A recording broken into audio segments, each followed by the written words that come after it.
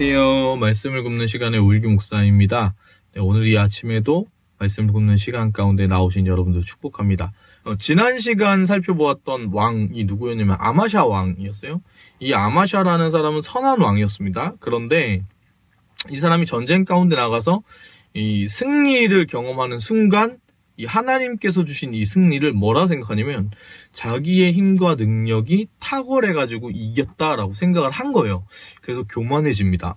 하나님을 의지하는 것을 잃어버리는 그 가운데 이 왕이 나아가는 것이죠. 그래서 아마샤 왕이 교만이 어디까지 자라나냐면 이스라엘 왕 요아스에게 도전할 만큼 교만이 자라는 거예요. 그래서 싸웁니다. 싸운 다음에 어떻게 되냐면 패배하고 사로잡혀서 감옥에 갇히게 되는 것이죠. 이 왕이 감옥에 갇혀 있어가지고 나라를 다스릴 수가 없기 때문에 그때부터 아마샤의 아들 아사랴 왕이 나라를 다스리기 시작합니다. 유다의 왕으로 등극을 하는데 그 나이가 16세였다는 거죠. 아사랴라고 하면 우리는 대부분 이거 누구지? 이런 생각을 할 수가 있지만 이 왕이 굉장히 유명한 왕입니다. 아사랴 왕이 누구냐면 우시야 왕. 우리가 아는 그 유명한 우시야 왕이 이 아사랴 왕이거든요. 오늘 본문에는 7절로 이 왕에 대한 부분은 굉장히 짧게 얘기하지만 역대하 26장에 보면 이 우시야 왕에 대해서 오늘 본문보다는 굉장히 상세하게 이야기를 해줍니다. 기본적으로 이 우시야 왕은 선한 왕이었고 본문에서도 이 사람은 오늘 본문에서 여호와 보시기에 올바르게 행했다라고 써있죠. 이 사람은 그렇기 때문에 수없이 많은 복을 받고 많은 업적을 이룬 사람이기도 합니다. 이 우시야는 블레셋 사람들의 전쟁에서도 승리를 하고 그 여러 성들을 함락한 사람이기도 하고요. 암몬 사람들이 우시야에게 이 조공을 바치고 이집트, 애굽에까지 이 우시야 왕의 이름이 널리 퍼집니다. 그러니까 어떻게 보면 블레셋과 암몬이라고 하면 이스라엘과 유대를 괴롭히던 이제 이방 민족의 대표인데 이들을 제압했다라는 것이죠. 역대하 26장 8절은 우시야가 매우 강성하여라고 이야기를 해줍니다. 강성했다라고 알려주는 것이죠. 역대하를 보면 이 강성했다라는 표현이 우시야 왕에게 딱 알맞은 표현입니다. 그래서 이 뭐라고 해야 되나? 이 왕들이 거의 대부분 장기 집권을 못하는데 이 왕이 몇 년을 다스렸냐면 52년을 다스렸다 이렇게 써있는 거예요. 그것만 봐도 이 왕이 참 대단했구나. 그러니까 한마디로 이 우시야 왕은 잘나고 대단한 왕이었던 것이죠. 근데 오늘 이 본문은 그래서 충격적인 본문인 겁니다. 왜냐하면 그렇게 대단한 왕 우시야 왕에게 할애된 지면이 단 7절밖에 안 되기 때문에 그렇습니다. 심지어 이 왕을 본문에서도 선한 왕이라고 얘기하지만 포인트가 선함에 있다기보다는 어디에 집중되는 느낌을 계속 주냐면 그의 이마에 난 나병으로 인해 별채에서 산 이야기, 그 별채에서 있었던 그 이야기를 중심적으로 다루는 것 같은 뉘앙스를 우리에게 주는 거예요. 오늘 본문은 아사랴가 자기 조상들과 함께 다윗성에 묻혔다라고 이야기하죠. 그런데 역대하의 말씀을 보면은 우시야가 다윗성에 묻힌 것은 맞지만 조상들의 묘실에는 들어가지 못합니다. 왜냐하면 이마에 나병이 있었기 때문에. 그래서 묘실에 가까운 곳에 묻히지 그 묘실 안에 같이 묻히지는 않아요. 참 이게 놀라운 이야기죠. 우시야라는 이 왕의 이름의 뜻은 어떤 뜻이냐면요. 여호와는 나의 힘이십니다라는 뜻입니다. 하나님이 나의 힘이라는 것은요. 하나님이 계시지 않으면 나에겐 아무 힘이 없다는 것을 이야기하는 믿음의 고백이기도 한 거예요. 하나님을 향한 전적인 의지가 있을 때에만 내가 나로 존재할 수 있는 것이죠. 그런데 이 우시야는 처음에는 그렇게 했는데 스가랴가 있었을 때 동안만 그렇게 하고 그 다음에는 나중에는 그렇지가 않았던 거예요. 이 하나님이 있어야만 내가 온전히 왕으로서의 그 어떤 제대로 된 모습을 갖출 수가 있는데 이 사람은 나중에 자기 아버지처럼 교만해져요. 그러니까 뒤로 가면 갈수록 끝까지 한결같은 모습을 유지하는 왕을 찾기가 너무 힘든 거죠. 그래서 이 우시야가 어떻게 하냐면 하나님을 향해 제사장만이 할 수 있는 분양을 자기가 그냥 행해버리는 거예요. 오늘 본문 15장을 보면은 이 우시야뿐만 아니라 전체적인 나타나는 왕들이 계속 이렇게 쭉쭉 이렇게 열거가 되는데 그 왕들을 보면은 한숨이 나오고 한탄이 나옵니다. 왜냐하면은 이스라엘의 왕들은 다 하나같이 악한 왕들밖에 없고요. 유다의 왕들은 여호와 보시기에 선한 길로 행했지만 그럼에도 불구하고 결격사유가 있다. 이렇게 나옵니다. 끝이 안 좋아요. 그러니까 이게 도찐개찐인 거예요. 이게 그냥 한쪽은 진짜 개판이고 한쪽은 좀 괜찮은 듯한데 별바 다를 바 없는 모습. 이렇게도 볼 수 있거든요. 근데 여러분, 이 왕들의 한심한 이 모습이 누구의 모습이냐면 저와 여러분의 모습이라는 거예요. 악함이 있는 모습.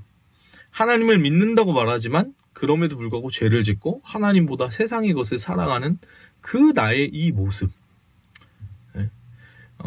그 모습을 때때로 우리가 인식하고 있음에도 불구하고 마음으로부터는 내가 짓는 죄에 대한 어쩔 수 없는 거야 라는 어떤 합리화까지 하는 이 나약하고 이 더러운 모습이 우리의 모습이 아니냐라는 거죠. 여러분, 그런 연약한 우리를 위해서 예수님께서 오신 것입니다. 처참하고 답이 없는 이스라엘, 조금은 괜찮아 보이지만 온전하지는 못했던 유다. 결국은 제가 아까 말한 것처럼 거기서 거기고 도토리 키재기거든요. 선함이 없는 거죠. 따지고 보면은 이 모든 열왕들의 기준이 되는 다윗조차도 비슷한 사람입니다. 죄인이죠. 이 마태복음 1장에 보면은 예수님의 족보, 예수님의 계보에 대해서 나오는데 다윗이 여기에서 2번이 나와요. 그러니까 이제 다윗이 기준이 되고 다윗이 굉장히 중요한 포인트로 나오는 거거든요. 근데 중요도가 그만큼 있는 사람임에도 불구하고 이 솔로몬에 대해 얘기할 때 다윗의 치부를 드러내는 거예요. 계보에서 뭐라 얘기하냐면 어머니인 바세바를, 솔로몬의 어머니인 바세바를 뭐라 얘기하냐면 이렇게 얘기해요. 우리아의 아내에게서 났다. 솔로몬이 우리아의 아내에게서 났다. 이게 어떤 의미입니까? 원래 우리아의 아내였던 바세바를 보고 다윗이 잘못된 마음을 품고 자기의 충신이었던 우리아를 죽게 만드는 거죠. 그리고 잘못된 방법으로 바세바를 취해서 낳은 아들이 솔로몬인 겁니다. 그러니까 이거는 사실 족보에서는 감추어야 하는 이야기이고 치부죠. 다윗이 저지른 범죄에 대한 이야기이기 때문에 그래요. 이게 우리 가운데 무엇을 이야기해 주는가? 다윗 역시도 아무리 대단했지만 하나님의 은혜 없이는 그냥 한 사람이 죽을 수밖에 없는 죄인에 불과했다라는 것을 뜻하는 겁니다. 하나님의 은혜와 구원이 필요한 인간, 그런 우리, 이 부분을 우리가 사람으로 태어나서 인간인 한은 누구도 벗어날 수가 없다는 걸 알 수가 있는 거예요. 그러니까 모두가 다 죄인인 거죠. 근데 그 중에 나아지는 사람이 있어요. 어떤 사람이냐? 하나님의 은혜가 부어졌어도 나아지는 사람이 있고 하나님의 은혜가 부어진 상태에서 안 나아지는 사람이 있거든요. 나아지는 사람은 누구냐? 내가 죄인임을 인식하고 알고 있는 사람이 나아집니다. 예수님 좀 믿어서 내가 좀 괜찮아졌다라고 내가 좀 괜찮은 사람이 된 것처럼 살아가는 게 아니고요. 그래서 설치는 게 아니라 변은 익을수록 고개를 숙인다고 하잖아요. 그래서 예수님을 믿을 때의 그 믿음의 깊이가 날마다 더해지는, 굳이 드러내려고 막 하는 게 아니라 더 겸손해지고 더 이렇게 사람들 앞에서 고개를 숙이고 내가 아닌 주님이 드러나야 된다는 그 믿음의 고백 가운데 나가는 이 사람이 그나마 나아지고 훌륭해지는 겁니다. 기억해야 돼요, 여러분. 우리가 예수님 믿어가지고 나름대로 신앙생활을 했으니까 좀 괜찮을 거다라고 착각을 하는데 예수님이 없다면 우리는 저나 여러분이나 다 추악한 사람, 죽을 수밖에 없으며 일상에서 다른 사람들 가운데의 사망의 비수를 날마다 꼽는, 사망을 퍼뜨리는 그 죄인에 불과하다는 것을 알아야 합니다. 이걸 모르면은 어떻게 되냐면 나중에 교만해져가지고 우시아 왕처럼 되는 거예요. 아무리 대단한 업적을 이뤄도 소용없어요. 아무리 대단한 성공을 이뤄도 예수님이 없으면, 하나님이 없으면 그 사람은 아무것도 아닌 거예요. 그저 7줄로 요약되어지는 비참한 인생이 될 뿐인 것이죠. 그러므로 사랑하는 여러분, 우리는 날마다 예수 그리스도의 그 십자가를 붙들고 나아가는 믿음의 사람이어야 하는 줄 믿습니다. 우리가 죄인이었다. 그리고 지금도 그 죄된 속성 가운데 있고 하나님의 은혜가 아니면은 어떠한 사람도 발견할 수 없는 사람이라는 것을 인식하고 나아가야 되는 거예요. 날마다 자기 십자가를 지고 자기를 부인하고 예수 그리스도의 그 걸음 따라서 걸어가야 하는 것이죠. 그래야지만 우리가 살아날 수 있고 우리가 그래야지만 제정신일 수가 있는 거예요. 아니면은 오히려 더 무서워지는 거죠. 예수님이 없는 신앙이 있을 수가 있는 거예요. 그럼 어떻게 되면 그 신앙 가지고 다른 사람들도 죽이는 데 씁니다. 예, 더 안 좋아지는 거죠. 여러분, 오늘 우리가 살아갑니다. 기억하셔야 돼요. 예수님 없으면 나는 아무 소망이 없구나. 그래서 우리가 어떻게 해야 되냐면 십자가라는 거, 우리가 죄인이라는 그 관념에 대한 거를 느끼고 싶지 않아요, 사람들 대부분. 그래서 구원받을 때만 이 죄라는 부분을 생각하고 나중에 갔을 때 그거를 생각 안 할 확률이 높거든요. 그래서 십자가를 놓을 수가 있어요.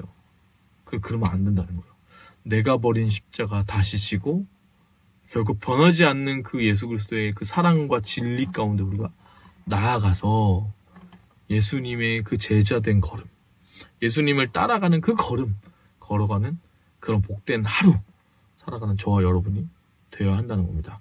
그런 하루를 사신 저와 여러분 되길 소망합니다. 함께 찬양할까요? 내가 가진 십자가. 제가 이거 한번 예전에 불렀던 것 같은데 너무 좋은 찬양이죠. 함께 고백하면서 나아갑니다.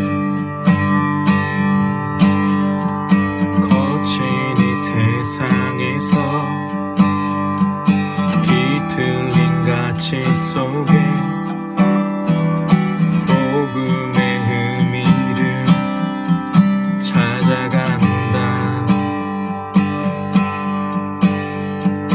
허망한 세상에서 공허한 가치 속에 십자가 의미를 따라간다. 나의 유익과 만족을 버리는 주께 생명과 영혼을 드리는 그 길을 한 번 더 선택한다. 내가 버린 십자가 다시 지고 결코 시들지 않는 주의 영광 위해 내가 놓친 진리를 다시 잡고 절대 변하지 않는 주의 약속 믿어 예수 따라가리.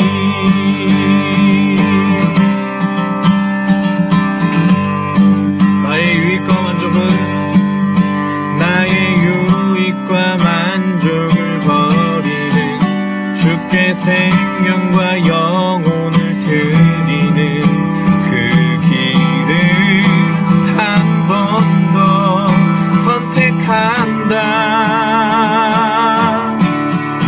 내가 버린 십자가 다시 지고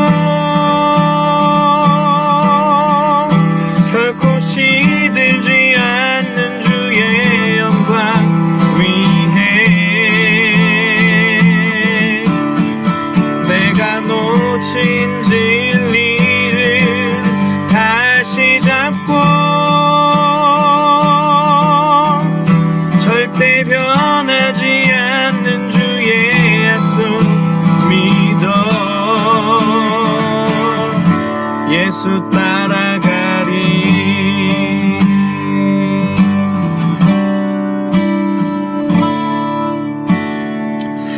하나님, 그렇습니다. 오늘 우리가 하루 살아갈 때에 예수 그리스도의 그 십자가를 붙들고 걸어갈 수 있는 우리들 될 수 있도록 인도하여 주시옵소서. 주님, 우리가 교회에 오랜 동안 신앙생활을 했기 때문에 어쩌면 우리 마음 가운데에 나는 좀 괜찮은 사람이겠거니 하는 마음이 생길 수 있지만 예수님이 없다면 내 삶 가운데에 사망과 죄밖에 존재하지 않는다는 것을 주님 우리가 알게 하여 주시옵소서.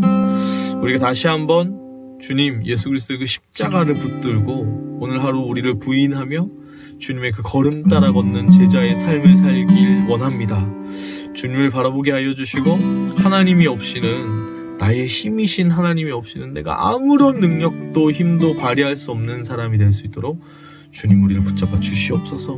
그렇게 우리와 하루 동행하여 주실 주님을 찬송합니다. 감사드리며 예수님의 이름으로 기도합니다.